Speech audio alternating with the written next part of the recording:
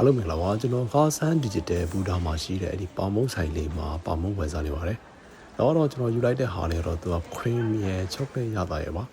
။ပြီးရင်ဒီဘက်မှာကျွန်တော်အဲ့ဒီ hot dog ပါတဲ့ပေါင်မုံလေးတခုကျွန်တော်ယူပါအောင်မယ်။ဒီဟာလေးပါသူကဒီဟာလေးကသူက1နဲ့ဆိုရင်သူက1500ပေးရပါတယ်။မြန်မာငွေနဲ့ဆိုရင်တော့4500ပါ။ဒီဟာလေးသူကစားနေကြတယ်ပါ။ကျွန်တော်ဒီပေါင်မုံဆိုင်လေးရှိမှနေသူကအနက်လေးမွေးမွေးလေးနဲ့ရန်စားကြည့်တာပါပါလေ။ပြီးရင်ဒီပုံမှာကျွန်တော်ဒီဆိုင်မှာဝယ်စားဖြစ်ရင်အများကြီးစားနေကြပေါင်မှုမျိုးရှိပါတယ်။ဒါကတော့ပေါင်မှု6လေးပါ။ဒီဟာလေးကျွန်တော်အများဝယ်စားဖြစ်ပါတယ်။သူက1နဲ့ဆိုရင်1000ဝန်းပေးရပါတယ်။အပေါ်မှာသူကစစ်တုံမဲ့အရသာလေးလောက်ထားတာအရန်ဆောင်းအောင်ပါလေ။ပြီးရင်ကျွန်တော်ဒီဟာလေးလည်းမြူတော့ပါဘူး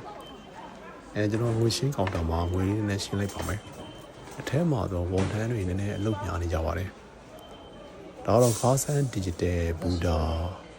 မြောက်ထဲမှာရှိပါတယ်